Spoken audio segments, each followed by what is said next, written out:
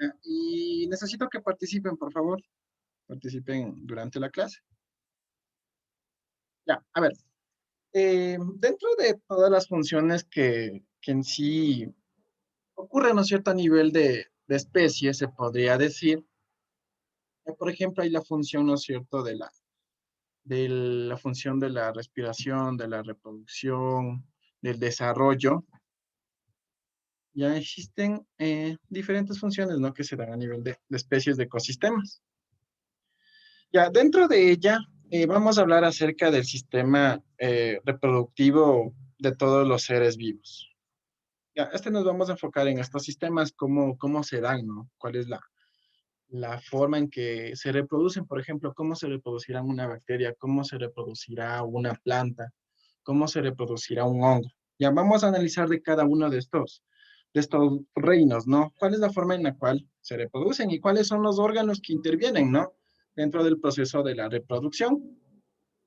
Entonces, nuestro tema general es este, ¿no? El sistema de reproducción en los seres vivos. Entonces, todo ser vivo cumple esta función, ¿no? La función de la reproducción. ¿Quién me dice cuál será la importancia de la función de la reproducción? ¿Por qué será importante? En cualquier individuo, ¿no? En cualquier organismo. ¿Por qué creen que sea importante Para esta función? prevalecer la especie, Para, prevalecer la especie. para que la especie perdure, ¿no? Durante el tiempo, evitar la extinción. Muy bien, Alison. Ya, pero en sí, sí, ¿no es cierto? Esa sería en sí la función de la reproducción a nivel biológico. Entonces, miren, eh, como mencionó, ¿no es cierto? Alison, es una forma, ¿no?, que tienen las especies para generar nuevos organismos, ¿no? Algunos son semejantes, otros son diferentes a sus progenitores. Esa es otra característica de esta función. Como mencionó Alison, de igual forma es indispensable, ¿no?, para asegurar la supervivencia de la especie a través del tiempo, ¿ya? Y tenemos diferentes métodos de reproducción, ¿no? Por ejemplo, tenemos en este caso en organismos unicelulares, ¿no es cierto? ¿Cómo creen que sea la reproducción en organismos unicelulares? Por ejemplo, aquí les coloqué una bacteria, un alga, un protozoario, un hongo. ¿Cómo creen que se dé la reproducción en este grupo de organismos? De manera sexual. Ya, es de manera sexual, ¿sí? Perfecto. Y también tenemos seres que son pluricelulares, ¿no? Por ejemplo, aquí estos reinos, ¿no? El reino de las plantas, de los hongos, el reino de los animales, ¿ya? ¿Cómo será la reproducción en seres pluricelulares? ¿Cómo creen que será la reproducción en seres pluricelulares? Bisexual. Sexual, ha de ser sexual. Sexual, ¿no? Hablando un poquito más ya, más específico. Tienen una reproducción sexual. ¿Ya? Entonces vamos a analizar cada uno de ellos, ¿no? ¿Cuáles son las características en sí de la reproducción asexual y de la reproducción sexual? ¿Ya? En reproducción sexual básicamente se desarrolla, ¿no?, a partir de un solo individuo, es decir, un progenitor. Ya en este caso pueden originarse, ¿no?, a partir de una célula o varias células que generan estos progenitores, ¿ya? Y la descendencia en sí es similar, ¿no? Es similar, es idéntico al progenitor. Ya, por ejemplo, aquí yo les coloqué esta imagen, ¿no? Podemos observar unas bacterias en sí el momento de la división celular, ¿no?, que ocurre en estas bacterias, pues las características son similares, se parecen mucho a sus progenitores, ¿ya? Aquí hay una planaria también, hay una ameba, hay una alga, parece un camaroncito. Entonces, son similares, ¿no?, en la reproducción asexual, son idénticos al progenitor. Tenemos diferentes tipos, ¿no?, de reproducción de tipo vegetativa. Por ejemplo, aquí yo les coloqué estos ejemplos. El primero, la gemación. Ya, esto ocurre mucho en animales ¿cómo se me fue el nombre?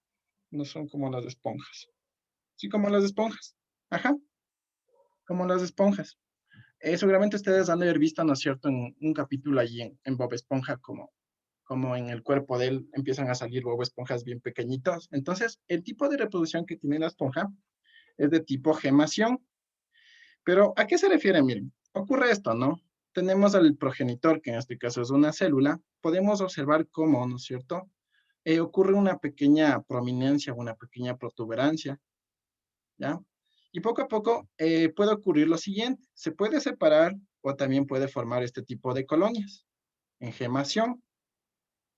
Entonces, la esponja tiene este tipo de reproducción, ¿no? Puede formar colonias o el pólipo se lo conoce, la célula, básicamente busca un sustrato, ¿no? Y es ahí donde se desarrolla.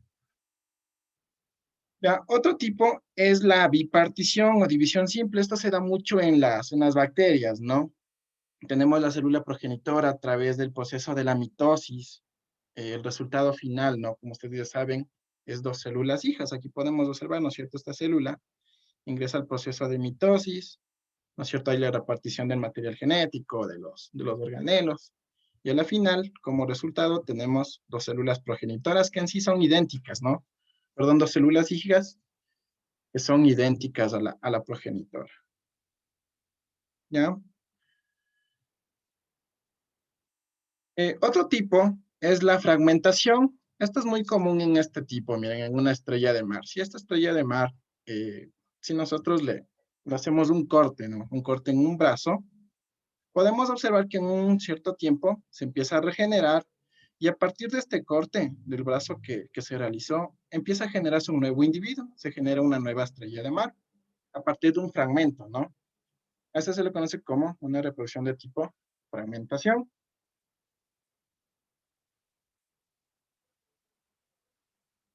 Y por último también tenemos a la reproducción asexual por esporas o conocida por esporulación. Esto se da mucho en hongos, ¿no? En los hongos, en los helechos, en los musgos. Ya tienen células específicas donde se originan estas células conocidas como esporas. Entonces aquí podemos observar, miren, aquí tenemos la célula, ¿no? Empieza a dividirse y dentro de esta célula empiezan a originarse, ¿no? Numerosas células hijas.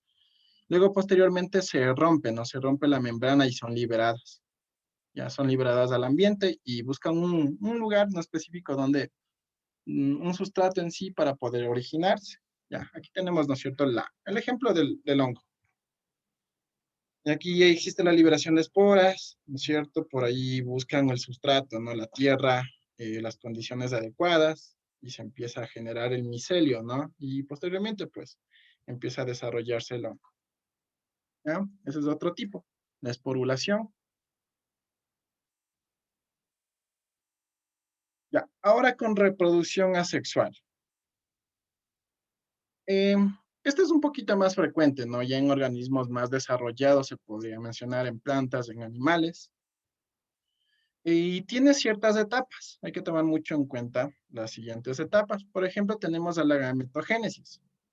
Ya, la gametogénesis básicamente consiste en un proceso, ¿no? En la formación de los gametos. Seguramente ustedes ya saben cuáles son los gametos en especies, ¿no es cierto? Tenemos aquí a los gametos sexuales, el espermatozoide y el óvulo. Entonces, la gametogénesis trata de explicar, ¿no? Cómo se originan los gametos sexuales o cómo se desarrollan. Esa es la primera etapa. En la segunda etapa interviene este proceso, ¿no? Conocido como la fecundación.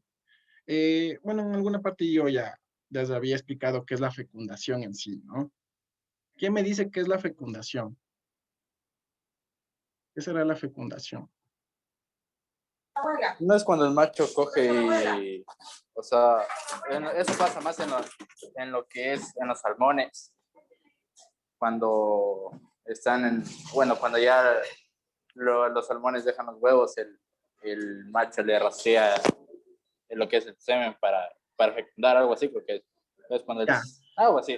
ya, a ver si nosotros nos podemos hablar de cultivo, ¿no? De cultivo del salmón, pues la hembra empieza a desovar, ¿no es cierto? Desova sus óvulos y, bueno, el macho también, pues en este caso, como mencionó, ¿no es cierto? Se utiliza el proceso de la inseminación. Ya, entonces, netamente, ¿qué es la fecundación? La fecundación básicamente es la unión, ¿no? La unión del óvulo y del espermatozoide. Aquí ustedes pueden observar en esta gráfica, ¿no es cierto? Bueno, sabemos que biológicamente un solo espermatozoide es el que fecunda, ¿no? A un óvulo. Entonces, en sí, eso es la fecundación, el fertilizar un óvulo, ¿no? Por un espermatozoide. Ya luego ya vienen posteriores otros procesos, ¿no? Entonces, esta es la segunda etapa, ¿no es cierto? La fecundación. Y después de la fecundación ocurre, ¿no? Ocurre esto, el desarrollo embrionario, el desarrollo del individuo. Entonces, aquí podemos observar las diferentes etapas, ¿no? Como se da desde la fecundación hasta que el individuo, pues, ya alcanza una etapa en el cual, bueno, posteriormente esto ya vendrá el parto y todo lo demás, ¿no? Y el desarrollo del individuo en sí. Ya, entonces, miren, en reproducción asexual hablamos de tres etapas, ¿no? La gametogénesis, donde se habla básicamente del origen de los gametos sexuales, del óvulo del espermatozoide. Luego viene la fecundación, ¿no? Y por último, pues, ya hablamos del desarrollo embrionario. Y por último, les voy a explicar la gametogénesis en sí, ¿no es cierto? Como les había comentado, es la formación de las células reproductoras de los gametos sexuales, en sí del óvulo y del espermatozoide, ¿no? Aquí ya se habla mucho del proceso de la meiosis. ¿Ya? Eso también un segundo les había explicado.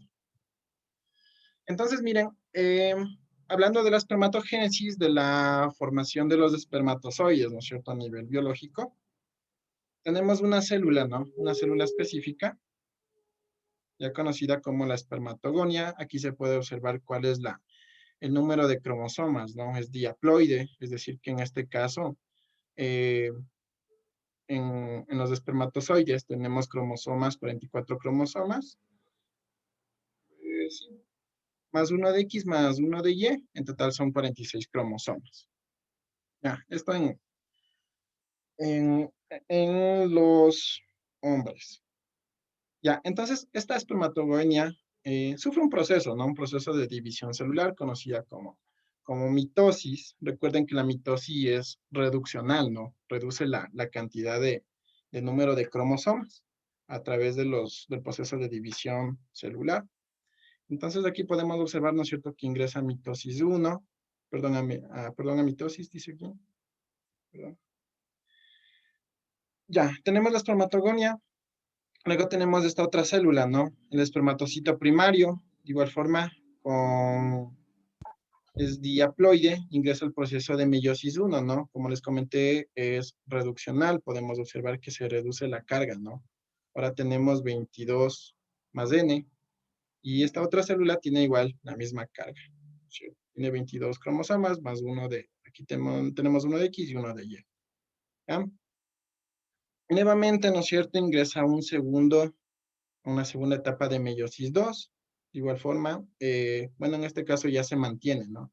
Se mantiene la carga cromosómica y se las conoce como espermátidas al resultado de esto. Y posteriormente, pues, estas células sufren un proceso de diferenciación, ¿no? Aquí ya podemos observar a los espermatozoides. Ya, esto ocurre en la espermatogénesis.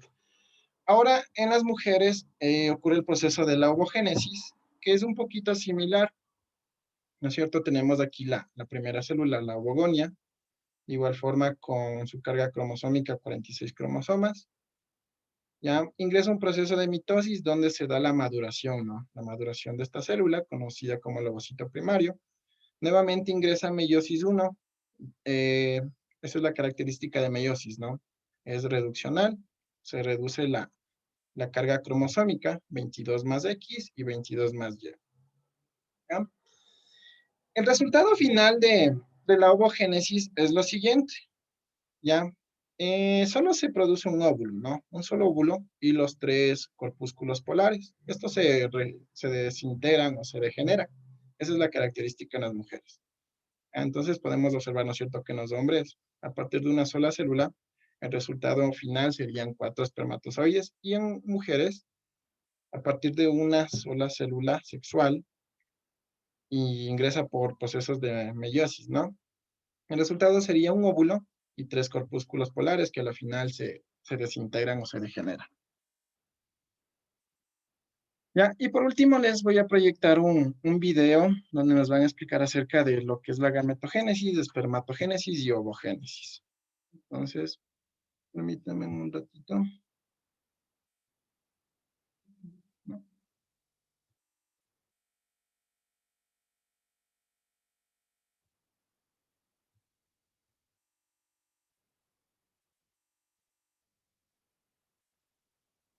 ¿Y cómo le doy?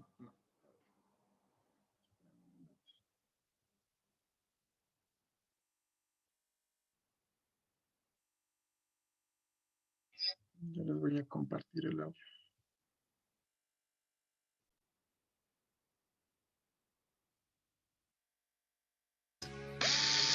¿Sabías?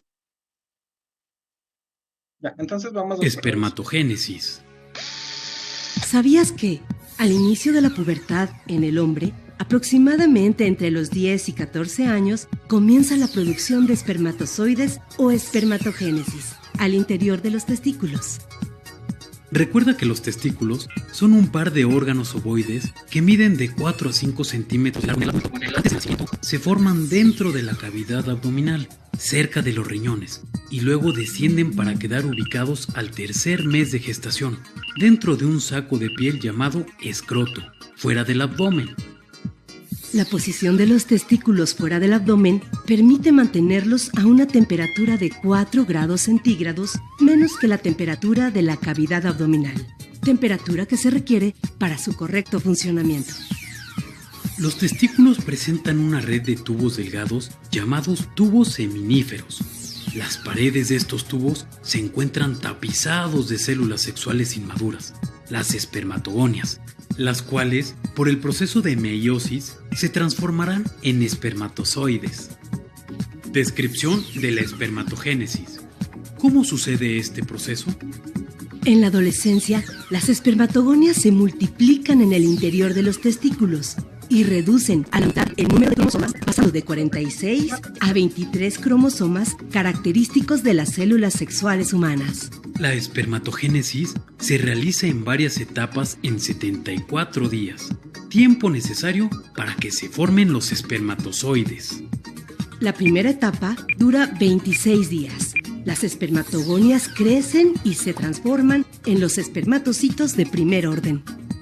Después, los espermatocitos de primer orden se transforman en espermatocitos de segundo orden mediante una división meiótica. Estos espermatocitos de segundo orden realizan otra división meiótica, resultando 4 células haploides llamadas espermátidas por cada espermatogonia inicial. Cada espermátida entra en un proceso de cambios para adquirir la forma y estructuras características de los espermatozoides, proceso que dura 48 días. Entre las principales diferencias observadas en los procesos para formar los óvulos y los espermatozoides, encontramos el cambio de forma y aparición de estructuras especiales de los espermatozoides para asegurar su encuentro con el óvulo. Ovogénesis. ¿Sabías que la ovogénesis es el proceso de formación de óvulos? Se inicia al tercer mes del desarrollo fetal, en las células del ovario llamadas ovogonias, células sexuales no diferenciadas. La mayoría de los óvulos inmaduros desaparecen antes de la pubertad, entre los 10 y 12 años, y solo unas centenas podrán madurar completamente en los ovarios.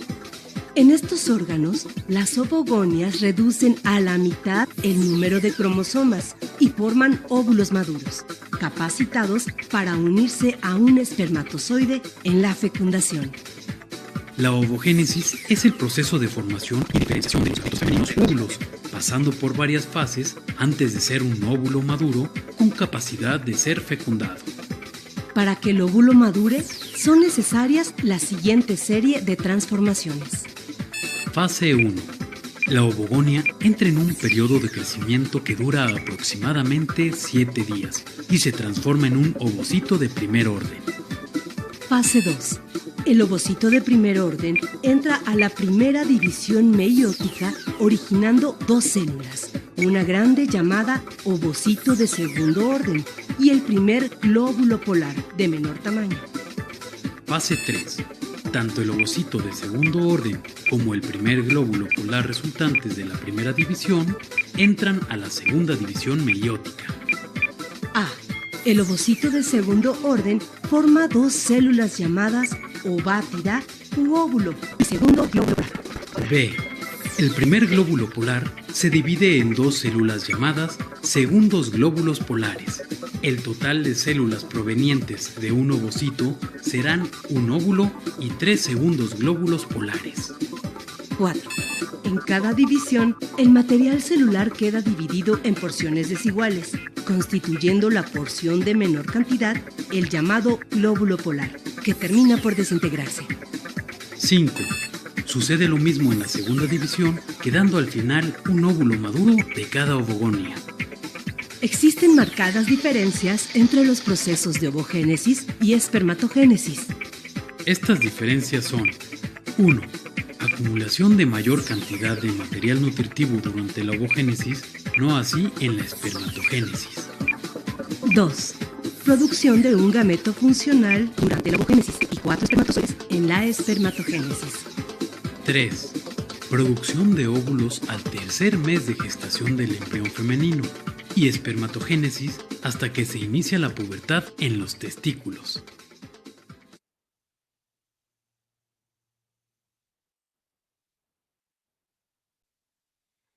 Listo, chicos. Espero que la información que ustedes pudieron observar, pues, demuestren, ¿no?, cómo se da el proceso de la gametogénesis, de formación del óvulo y el espermatozoide. Tal vez tienen preguntas.